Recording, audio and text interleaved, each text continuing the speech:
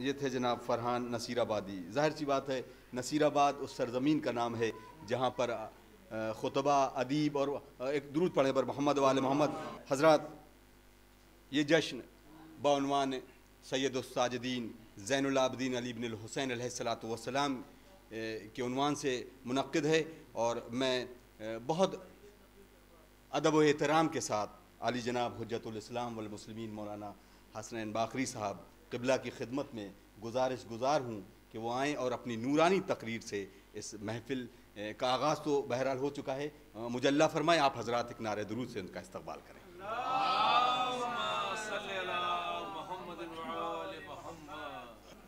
اعوذ باللہ من الشیطان الرجیم، بسم اللہ الرحمن الرحیم، الحمدللہ رب العالمین، والصلاة والسلام علی اشرف الانبیاء والمرسلین، خاتم النبیین، رحمت للعالمین، ابی القاسم محمد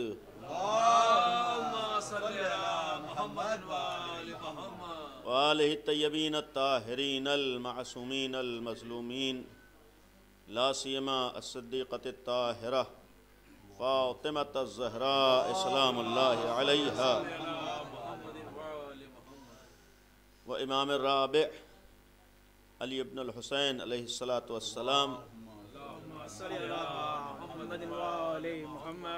ولعنۃ اللہ علی اعدائہم اجمعین، اما بعد، قال اللہ سبحانہ تبارک و تعالی وقولہ الحق، اعوذ باللہ من الشیطان الرجیم، بسم اللہ الرحمن الرحیم، انا اعطیناک الکوثر فصل لربک وانحر ان شانئک هو الابتر۔ صلوات پڑھیں محمد و آل محمد۔ بہرحال محفل کا آغاز ہو چکا ہے اور محفل ابھی جاری رہے گی۔ متعدد شعراء کرام موجود ہیں جو اپنا بہترین کلام آپ کی بہترین سماعتوں کے حوالے کریں گے۔ درمیان میں کچھ دیر کے لیے آپ حضرات کا وقت لینا ہے، کچھ باتیں۔ اولاً یہ سالانہ محفل چوتھے امام زین العابدین علیہ الصلاۃ والسلام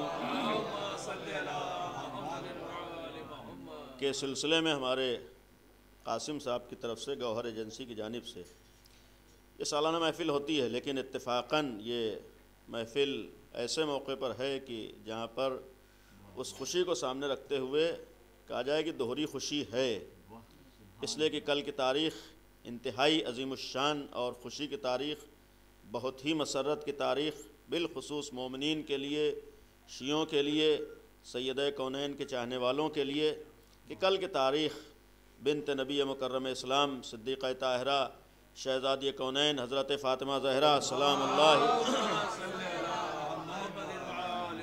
علیہا کی ولادت باسعادت کی تاریخ۔ اولاً ان دونوں خوشیوں کی مناسبت سے تمام حاضرین کی خدمت میں تبریک و تہنیت، اور آپ تمام حضرات کی طرف سے اس خوشی کی مبارکباد، خوشی کے حقیقی وارث حضرت حجت ارواحنا لہ الفدا کی خدمت بابرکت میں۔ یہ جو میں نے آپ کے سامنے سورہ تلاوت کیا، بہت زیادہ وقت نہیں لوں گا، مختصر سورہ ہے، بچے بھی یہاں پر موجود، ایک صلوات پڑھ دیں محمد و آل محمد۔ اس سے بہتر صلوات پڑھیں محمد و آل محمد۔ ہمارے بزرگ شاعر بھی، عالم بھی، مولانا در الحسن صاحب اوپر تشریف لے آئیے، آپ کی جگہ یہ نہیں، آپ کی سرپرستی رہے زیادہ بہتر ہے۔ بہتر صلوات پڑھیں محمد و آل محمد۔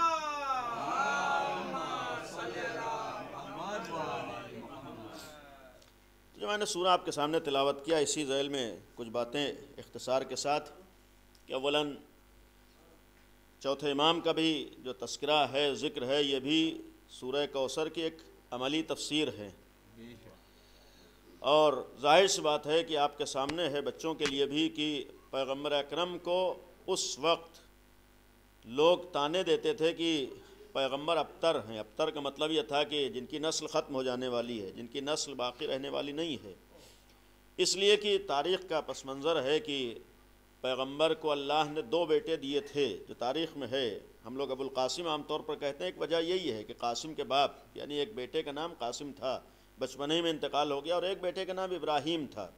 یہ 2 بیٹے پیغمبر کے تھے، اللہ نے دیے تھے، لیکن مصلحت پروردگار تھی، اللہ کی مصلحت تھی کہ بچپنے ہی میں دونوں کا انتقال ہو گیا. تو اس بنیاد پر لوگ پیغمبر کو تانے دیتے تھے اور اپنے طور پر ایک خوشی بھی محسوس کرتے تھے، خوش ہوتے تھے. خوشی یہ تھی کہ پیغمبر ایک نیا مشن لے کر آئے ہیں، ایک نیا دین پیش کر رہے ہیں. ظاہر سی بات ہے کہ اسلام اس وقت اس جگہ پر آیا کہ جہاں پر انسانیت کا تصور نہیں تھا.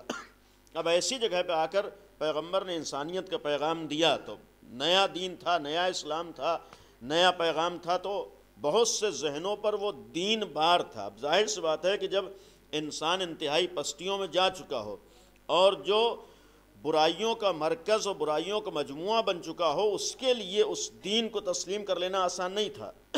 اب ایسی صورت میں بہت سے لوگ مخالف ہوئے. تو جب اسلام پھیلا ہے تو اپنے طور پر لوگوں کو خوشی یہ تھی کہ پیغمبر دین لے کر آئے ہیں، ایک پیغام لے کر آئے ہیں، ایک اسلام لے کر آئے ہیں. اب ظاہر سی بات ان کی کوئی نسل تو ہے نہیں، اولاد تو ہے نہیں ہے، کتنے دن یہ چلیں گے؟ بہرحال پیغمبر کو دنیا سے جانا ہے، رخصت ہونا ہے، چلے جائیں گے، معاملہ ختم ہو جائے گا، کچھ دن برداشت کر لو. یہ ایک طرح کا ذہنوں میں تصور تھا. اور پھر دوسرے اعتبار سے تانے بھی دیتے تھے کہ یہ مقتون نسل ہیں، ابتر ہیں، ان کے کوئی اولاد نہیں.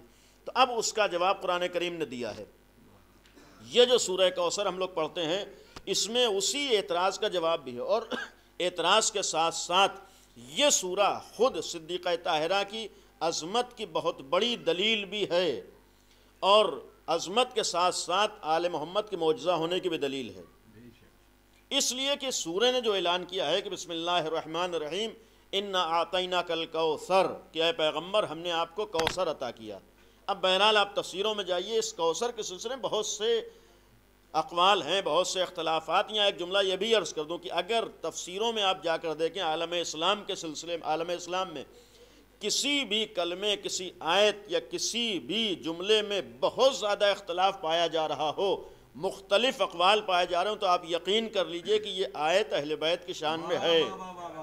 چونکہ معاملہ یہ ہوتا ہے کہ جب آدمی کو حق کو چھپانا ہوتا ہے تو حق کو چھپانے کے لیے وہ 1000 راستے نکالنے کی کوشش کرتا ہے، کسی راستے سے اس کو چھپا لیا جائے. لیکن حق کا معاملہ یہی ہوتا ہے کہ جتنا دبایا جاتا ہے اتنا ابھرتا جاتا ہے. صلوات پڑھیں محمد و آل محمد. تو اس آیت میں بھی بہت سی تفسیریں ہیں، البتہ ہمارے یہاں بھی بہت سے اس سلسلے میں کوثر سے مراد کیا ہے بیان کیا، لیکن واقعاً اگر کوثر سے مراد ہے، بہت سی تفسیروں کی بنیاد پر عرض کر رہا ہوں، یعنی کوثر کا ایک معنی ہے کثرت. کثرت اگر واقعاً، چونکہ خود اس آیت کے بعد بھی ایک جملہ ہے انا اعطیناک الکوثر، ہم نے آپ کو کوثر عطا کیا، فصلی لربک وانحر، لہذا آپ جو ہے اب اس کے بعد ہے کہ نماز پڑھیے اپنے پروردگار کے لیے اور قربانی دیجئے. ان شانئک هو الابتر، یہ خود جملہ دلیل آیت کی تفسیر کر رہا ہے. اور یہ بھی یقین ہے کہ آیت کی تفسیر آیات سے ہوتی ہے. قرآن کے کسی معنی کو دیکھنا ہو، قرآن کی کسی آیت کی تفسیر کرنا ہو، کو معین کرنا ہو، حدیث سے بڑھ کر پہلے خود آیات تفسیر کرتی ہیں. تو یہی سورہ اور اس کے بعد کی آیت خود پہلی آیت کی تفسیر ہے کوثر کی. کوثر سے مراد کیا ہے؟ آیت یہ کہہ رہی کہ انا شانئک هو الابتر، کہ اے پیغمبر آپ کا دشمن ابتر ہے، آپ کا دشمن مقتون نسل ہے، آپ کے دشمن کی نسل باقی نہیں رہے گی. اس سے خود معلوم ہو رہا ہے کوثر سے مراد ایک ایسی نسل ہے جو اللہ نے پیغمبر کو عطا کی ہے کہ دنیا ختم ہو جائے گی لیکن یہ نسل ختم نہیں ہوگی. ظاہر سی بات ہے کہ ایک انا اعطیناک الکوثر، میں نے کہا خود کوثر کے سلسلے میں یہ دلیل ہے. اسی لیے کہ یہاں پر رک کے ایک جملہ عرض کروں بہرحال اپنے مزاج کے حساب سے، کہ کوثر سے مراد صدیقہ طاہرہ ہیں.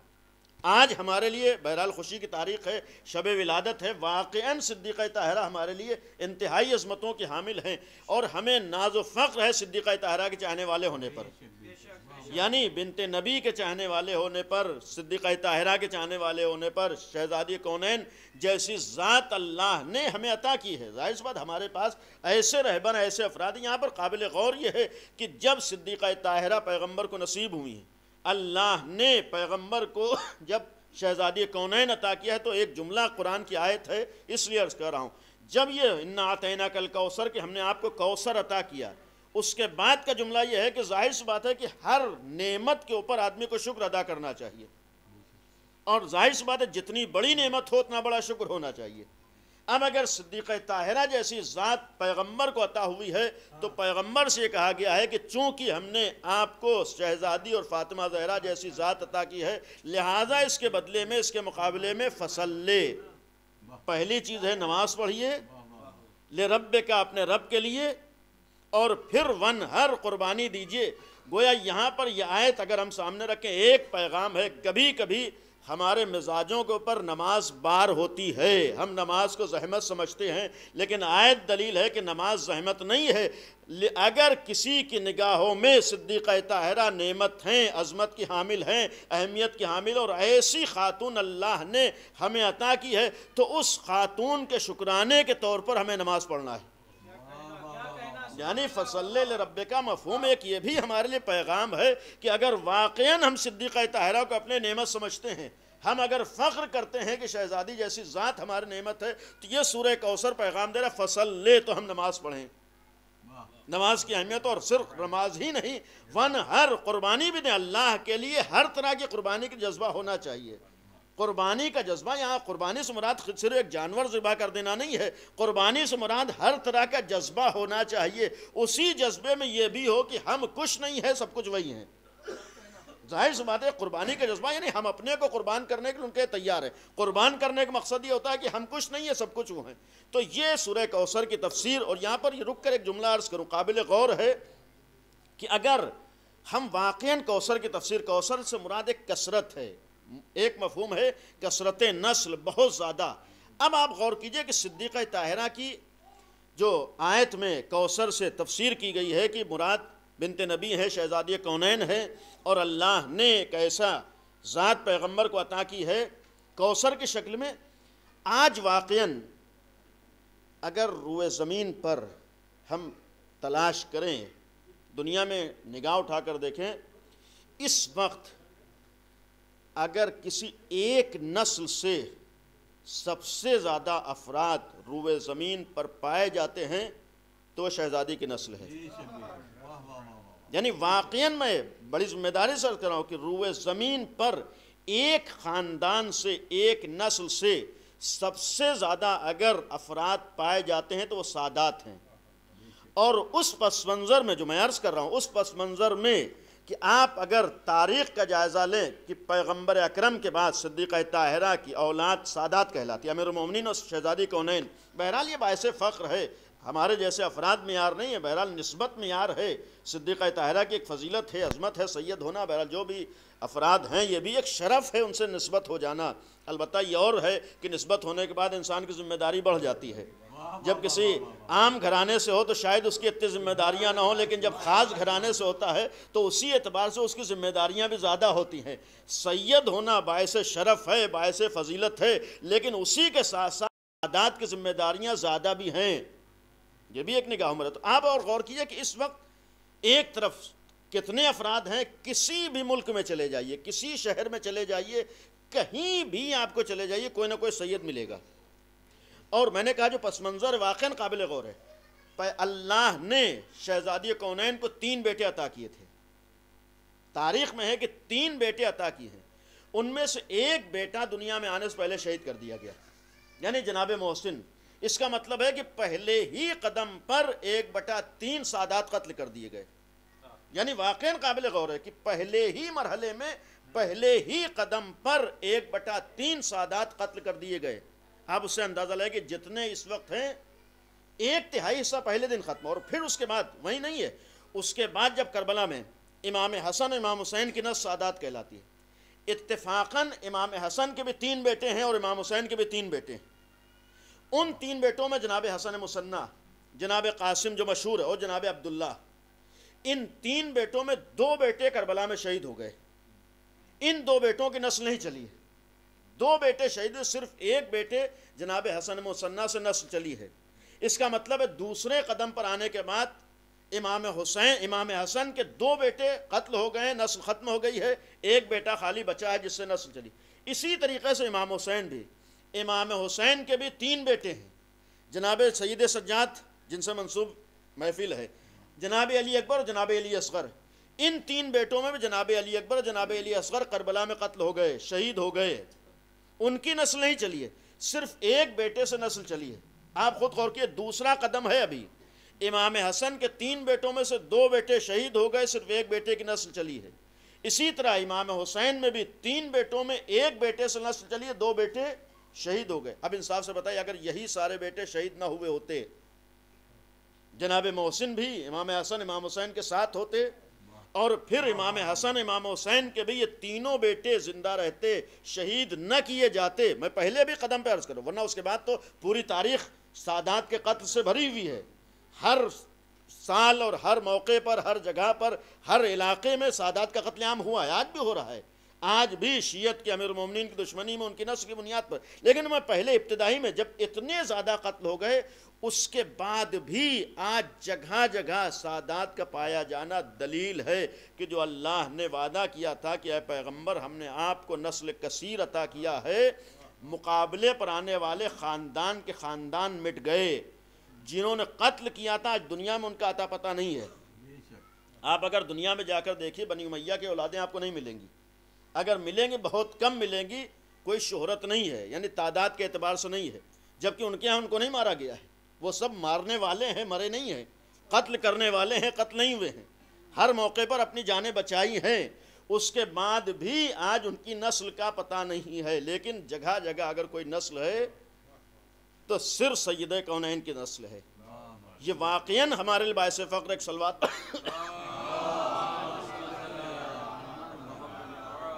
اور یہاں پر ظاہر سی بات چوتھے امام کی بات ہے، ایک جملہ اور عرض کروں شہزادی کونین کے حوالے سے دونوں کے سلسلے میں۔ اولاً ایسے موقع پر یہ بھی حق ہے کہ اگر شہزادی کی ولادت کی تاریخ ہے تو ہم اس خوشی کے موقع پر سب سے زیادہ اگر کسی کو یاد کریں تو وہ صدیقہ طاہرہ کی مادر گرامی ہے، اس لیے کہ ولادت کے موقع پر اگر بہت بڑا کسی کا حق ہوتا ہے تو ماں کا حق ہوتا ہے، یعنی واقعاً اگر کسی کا حق ہوتا ہے۔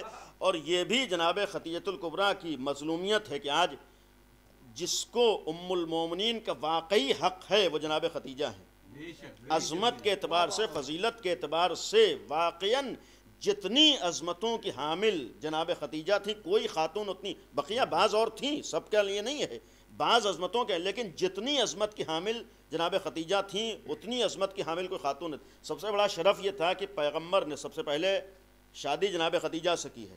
اور یہ بھی عرض کردوں غلط فہمی نہ رہے، جو اس وقت محققین کا اپنا نظریہ ہے کہ ایسا نہیں ہے کہ ان کی پہلے شادی ہو چکی تھی اور عمر دراز تھی، ایسا کوئی معاملہ نہیں ہے، بلکہ روایات میں ہے کہ ان کی عمر 28 سال تھی، پیغمبر کی عمر مبارک 25 سال ہے اور جناب خدیجہ کی 28 سال ہے، جو محققین کا اپنا نظریہ ہے۔ اور اس وقت پہلی شادی پیغمبر سے ہوئی ہے، ایسا نہیں کہ دوسرے، البتہ یہ کوئی عیب نہیں ہے، اس طرح کے بہت سے مواقع ہیں، موارد ہیں، لیکن یہ بھی ایک فضیلت تھی۔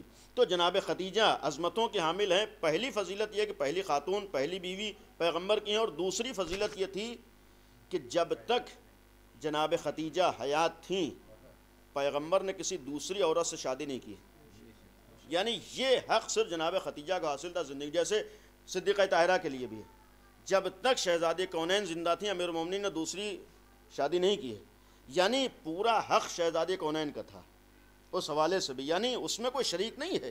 بعد میں امیر المومنین کے ایک وقت میں دوسری ازواج نہیں ہے، کئی اسی طرح پیغمبر، تو یہ جناب خدیجہ کی بھی فضیلت تھی، یہ فضیلت کی حامل تھی۔ اور پھر آج جو چوتھے امام کا معاملہ ہے، چوتھے امام کا تذکرہ ہے، ان کے سلسلے میں بھی ذہنوں میں رہے ہمارے نوجوانوں کے کہ جناب شہربانو، یہ چوتھے امام کی مادر گرامی والدہ، یہ بھی بہت ہی عظمتوں کے حامل تھیں۔ اور یہاں ایک جملہ عرض کروں، بہرحال ایک حقیقت ہے اور مسلمہ حقیقت ہے کہ جتنی بھی اسلام یا انسانیت میں جتنی اہم شخصیتیں گزری ہیں، جتنی معتبر شخصیتیں گزری ہیں، جتنی باکردار شخصیتیں گزری ہیں، فضائل و کمالات کے اعتبار سے پوری ذمہ داری سے کہتا ہوں، جتنی بھی اہم شخصیتیں ہیں، کسی بھی شخصیت کی ماں کوئی معمولی خاتون نہیں گزری۔ یعنی آپ اگر تاریخ کا جائزہ لیجئے، جو شخصیتیں ہیں ان کی ماں کوئی معمولی خاتون نہیں تھی، یعنی بہت بڑی چیز ہے، قابل غور ہے کہ ماں کے اعتبار سے کسی اہم انسان کی بیوی تو ایسی ویسی ہوئی ہے، لیکن کسی اہم انسان کی ماں کوئی ایسی ایسی خاتون نہیں بنی۔ البتہ تاریخ میں ہو سکتا ہے کچھ ایسے چہرے ہوں جنہیں کسی اعتبار سے کسی سبب سے کوئی شرف ملا ہو زوجیت کا، لیکن اللہ نے ان خواتین کو اولاد سے محروم رکھا ہے۔ یہ بھی ہے تاریخ میں. اگر اولاد ہوئی بھی ہے، جناب نوح کا آپ کے سامنے واقعہ ہے. اگر بیٹا بگڑا ہے، جناب نوح جیسا باپ تھا. آپ تاریخ میں پڑھیے جو بیٹا بگڑا ہے ماں کی وجہ سے بگڑا ہے. یہ بھی ایک تاریخ ہے، یعنی نوح جیسے باپ کا بیٹا ہے، ماں کی وجہ سے بگڑا. یہاں ایک تاریخی پس منظر عرض کروں، طنز نہیں کر رہا ہوں. جناب محمد ابن ابی بکر جن کے لیے امیر المومنین نے اپنی اولاد کہا ہے، میرے اعتبار سے جناب محمد ابن ابی بکر کی فضیلت کا راز ان کی ماں تھیں، جناب اسماء بنت امیس. ان کی تاریخ آپ جا کر پڑھیے، معمولی خاتون نہیں تھیں، ایسی خاتون تھیں. امیر المومنین کی زوجیت میں بعد میں آئی، جناب جعفر طیار کی زوجیت میں رہی، امیر المومنین کی زوجیت میں آئی، حتیٰ آخری وقت شہزادی کونین نے ان کے لیے وصیتیں کی، آخری وقت موجود تھیں. یہ بھی انتہائی عظمتوں کے حامل تھے. اس کا ایک مفہوم یہ بھی ہے، یہاں پیغام دینا چاہتا ہوں اپنے جوانوں کے لیے. یہ واقعات جناب شہر بانو یہ بھی ایک بہت بڑے خاندان سے تعلق رکھتی تھی. چوتھے امام کو جو ایک فضیلت حاصل ہے، 2 خاندانوں کی شرافت چوتھے امام کو ملی ہے. یعنی اس وقت جو 2 خاندان، ایک عرب کا خاندان تھا اور ایک عجم کا خاندان تھا. عرب کے خاندان میں سب سے بافضیلت خاندان بنی ہاشم ہے. چوتھے امام کا ددھیالی رشتہ اس عرب کے سب سے مشہور اور سب سے بڑے خاندان سے تھا، اور ننیالی اعتبار سے عجم کا جو سب سے مشہور اور عظیم خاندان تھا، اس خاندان سے کوئی معمولی خاتون نہیں. تو یہاں پر شاید ہمارے یہاں بعض روایتوں میں ہم لوگ پڑھیں کہ وہ کنیز ہو کر آئیں، تو کنیز ہونا کوئی عیب نہیں ہے، بلکہ یہ بھی ایک حقیقت عرض کروں کہ جتنی بھی معصومین کی مائیں کنیز بنی ہیں، یہ اگر ہم تاریخ دیکھیں کوئی معمولی گھر کی نہیں تھی، بلکہ بڑے بڑے گھرانوں سے تعلق رکھتا. آخری امام کے لیے بھی ہے، بڑے بڑے گھرانوں سے تعلق رکھتی تھی. یہ اگر تاریخی پس منظر دیکھیں، حتیٰ جناب شہربانوں کے لیے یہی مرحلہ ملتا ہے، آخری امام کے لیے بھی اور دوسرے معصومین کے لیے، کہ اگر وہ کنیز ہوئی ہیں تو شاید یہ اللہ کی مصلحت تھی کہ وہ کنیز بنے تاکہ کنیزی ذریعہ بنے امام تک پہنچنے کا. یعنی یہ بھی ایک حقیقت ہے کہ کنیزی کو ذریعہ بنایا گیا ہے امام تک پہنچنے کا. اور پھر واقعی طور پر کنیز ہونا کوئی عیب نہیں ہے، کوئی برا نہیں ہے. ایک بڑے خاندان کی عورتیں، خواتین، حتیٰ جناب شہربانوں کے لیے ایک ایرانی خاتون، ایرانی گھرانے کی، عجم کی ایک عظیم گھرانے سے تعلق رکھتی، شہزادہ تھا، بادشاہ تھا، اس کی بیٹی ہیں، اور وہ پھر امام حسین کی زوجیت میں آئی ہیں، اور اس کے بعد اس چوتھے امام ان کے ذریعے سے دنیا میں قدم رکھا ہے، ولادت ہوئی ہے. یہاں جو میں عرض کرنا چاہتا تھا، واقعاً آج کے دور میں اس طرح کی مائیں، واقعاً جناب خدیجہ عظیم کردار بھی ہے، اہمیت کی حامل بھی ہیں. جناب شہربانو یہ بھی عظمت کی حامل ہیں.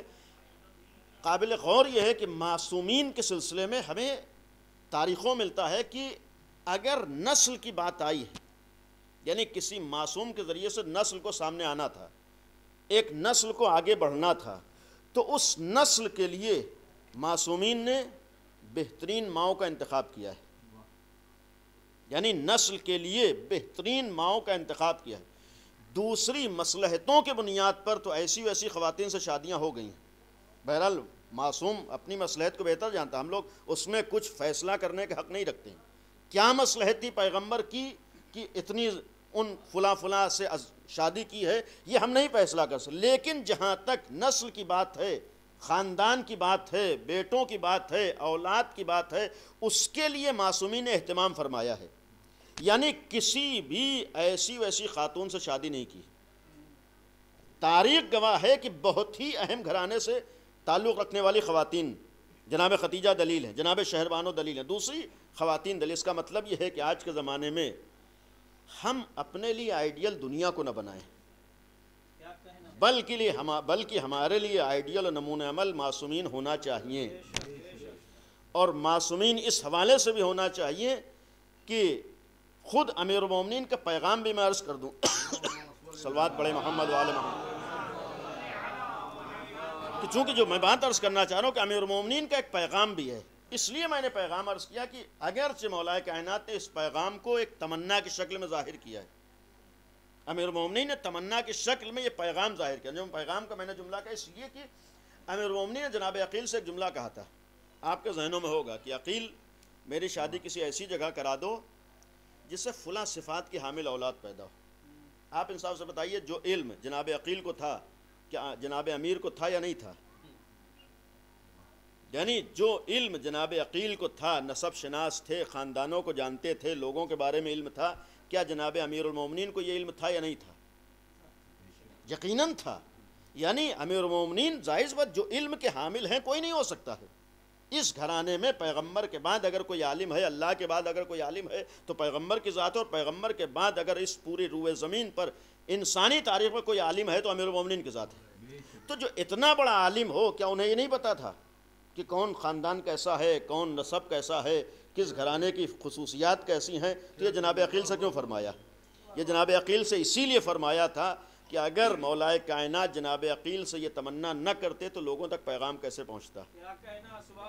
یہ در حقیقت جناب عقیل سے کہہ کر ہم سب کو امیر المومنین نے پیغام دیا. پیغام یہ دیا ہے کہ جب دنیا ترقی کی طرف اپنے اعتبار سے جا رہا ہو تو ہم معصومین کی سیرتوں کو نگاہوں میں رکھیں، معصومین کے پیغامات کو نگاہوں میں رکھیں.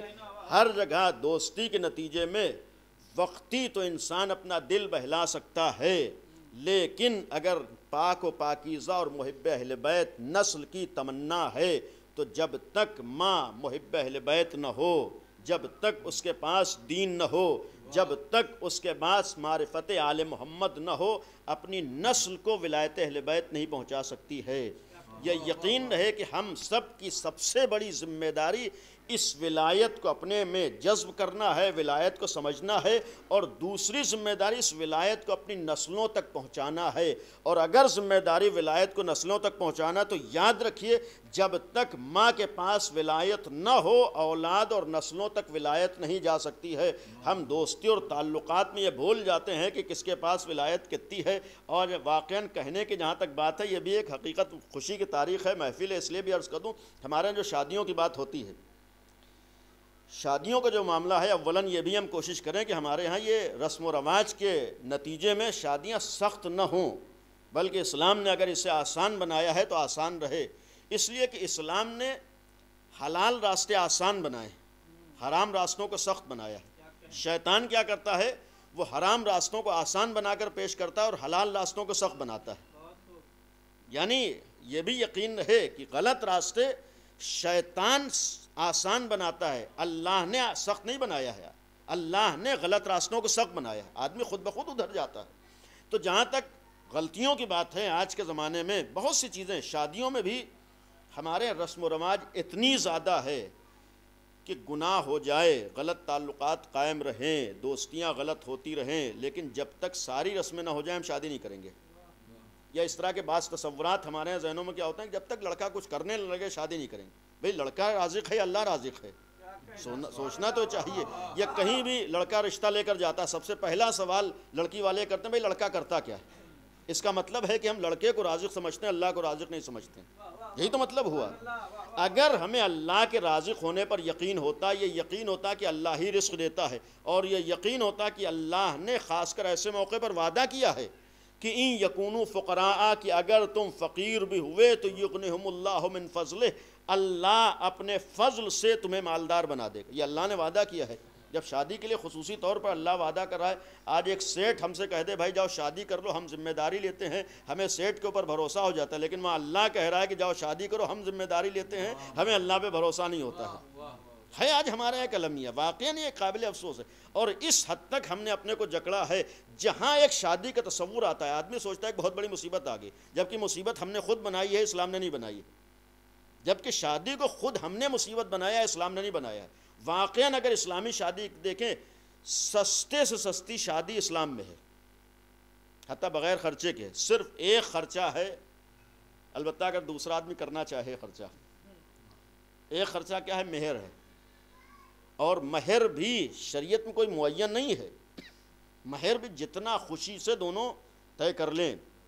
اب دینے میں بغیر آدمی کو اپنی حیثیت کے اعتبار سے دینا چاہیے. آج حالانکہ ہوتا ہے کہ ہمارے پردادا کا 14,000 تھا تو ہمارا بھی وہی رہے گا. بھائی جب پردادا کا 14,000 تھا تو اس زمانے میں 14,000 کی ویلیو کچھ اور تھی، آج اس کی کیا ویلیو ہے. ظاہر اگر اللہ نے ہمیں حیثیت دی ہے، ہمارے پاس ہے، تو آدمی کو اپنی حیثیت سے اعتبار سے دینا چاہیے. اس لیے کہ یہی ایک چیز شریعت میں واجب ہے. شادی میں کوئی ہم کئی لاکھ کا تو ڈیکوریشن کرا دیں گے، کھانے ہو جائیں گے، ساری ہو جائیں گے، لیکن جہاں مہر کی بات آتی ہے 5,000 زیادہ نہیں ہوگا، 14,000 ہے. بھائی اگر حیثیت ہے تو پھر دینا چاہیے. جس کے پاس جتنی، ہمارے پاس 10 روپے کی حیثیت ہے، ہم 10 روپے رکھیں. یعنی حیثیت کی بات ہے. 1 روپے کی حیثیت 1 روپے، 1 روپے ہو جائے گا نکاح. حتیٰ روپے بھی ہمارے پاس نہیں، صرف ایک پھول حیثیت ہے، ہم پھول بھی مہر پہ طور پر رکھ سکتے ہیں. شریعت میں ہو جائے گی شادی. یعنی صرف ایک خرچ ہے. دوسرا خرچہ کیا ہے؟ وہ مولانا جو نکاح پڑھتے ہیں، ایک صلوات پڑھ دیں محمد والے. بس ختم کیا 2-3 منٹ. یہ جو عرض کرنا چاہ رہا تھا کہ یہ بھی ایک شادی کا جو المیہ ہے آج ہمارے ہاں، خوشی کی تاریخ ہے. اس خوشی میں ہم لوگ شہزادی کونین کے واسطے دعا کریں کہ ہمارے ہاں یہ جو ایک مرحلہ سخت ہے، یہ اللہ ہم سب کو توفیق دے کہ ہم اسلامی طریقے پہ چلتے ہوئے اسے اپنے لیے آسان بنائیں تاکہ برائیاں کم ہوں. بہرحال بہت سے مسائل آج اس کی وجہ سے پیدا ہوتے. جو عرض کر رہا تھا، ہم تعلقات میں بھول جاتے ہیں کہ سامنے والے میں کہنے کو بڑے شان سے ہم لوگ کہتے ہیں کہ دنیا ایک طرف، محبت اہل بیت ایک طرف. کہتے ہیں نہیں کہتے ہیں؟ یعنی بڑی شان سے ہم کہتے ہیں کہ محبت اہل بیت ایک طرف ہے اور دنیا ایک طرف ہے. کون ایسا مومن ہے، کون ایسا مولائی ہے جو یہ نہ کہتا ہو؟ لیکن امتحان کب ہوتا ہے؟ جب شادی کی بات آتی ہے، جب رشتے کی بات آتی ہے. ہم کہتے کیا ہیں کہ دنیا ایک طرف ہے، ہم دنیا کو ٹھوکر مار دیں گے محبت اہل بیت میں، ولایت اہل بیت. لیکن جب رشتہ لینے جاتے ہیں تو وہاں کیا دیکھتے ہیں؟ کس چیز کی اہمیت ہماری؟ ہم یہ دیکھتے ہیں کہ سامنے والے کے پاس محبت اہل بیت کتنی ہے، یا یہ دیکھتے ہیں اس کے پاس دولت کتنی ہے، یا یہ دیکھتے ہیں کہ اس کا اقتدار کتنا ہے، یا یہ دیکھتے ہیں کہ اس کے پاس کیا ہے. ہمارا امتحان تو اس وقت ہوتا ہے بھائی اگر واقعاً ہم محبت اہل بیت کو دنیا کے مقابلے میں سب سے اہم سمجھتے ہیں تو اس وقت سمجھ میں آئے گا کہ جب ہم رشتہ کریں تو یہ دیکھیں کہ اگر واقعاً سامنے والا محب اہل بیت ہے، چاہے اس کے پاس پیسہ نہ ہو، چاہے دولت نہ ہو، چاہے دنیاوی کوئی چیز نہ ہو، لیکن ہم بنیاد اسی محبت اہل بیت کو بنائیں، تب تو بات ہے. ورنہ دنیا کہہ دینا اپنی جگہ پر آسان ہے. تو جو عرض کرنا چاہتا محبت میں آج ہمارے یہاں بہرحال یہ بھی ایک دنیا کی دین ہے کہ محبت بھی، لیکن محبت میں ہم یہ بھول جاتے ہیں ذہنوں میں ہوتا ہے کہ تعلقات ہیں، محبت ہیں. اس محبت میں جیسا بھی ہو، کہیں کہیں ہوتا ہے کہ اپنے جیسا بنا لیں گے، لیکن اپنے جیسا بنا لینا آسان نہیں ہوتا ہے. کسی حد تک جذبات کی بنیاد پر اپنے جیسا بنا لینا شاید آسان ہو، لیکن اپنی اولاد تک محبت اہل بیت پہنچا دینا آسان نہیں ہوگا. جو میں نے عرض کیا ہے کہ اگر واقعاً محبت اہل بیت کی عظمت ہے تو ہم جس وقت رشتہ کریں اس وقت دیکھیں کہ سامنے والے کے پاس محبت اہل بیت کتنی ہے، معرفت اہل بیت کتنی ہے. اللہ ہم سب کو اس محبت اہل بیت سے نوازے. چوتھے امام کی سیرت ہے، چوتھے امام کا کردار. اور بس آخری جملہ یہ بھی عرض کر دوں، خوشی کی تاریخ ہے، اور خوشی کا مطلب یہ ہوتا ہے جس کی خوشی ہے اس کی خوشی کا خیال کیا جائے. خوشی کا اصل مطلب یہ ہوتا ہے ہمیں خوش ہو جانا نہیں ہے.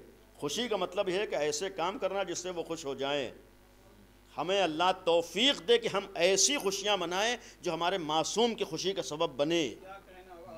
ہم اس انداز سے جشن منائیں، ہم اس انداز سے خوشیاں منائیں، ہم اس انداز سے معصومین کا تذکرہ کریں کہ معصومین ہمارے عمل سے خوش ہو جائیں انشاءاللہ.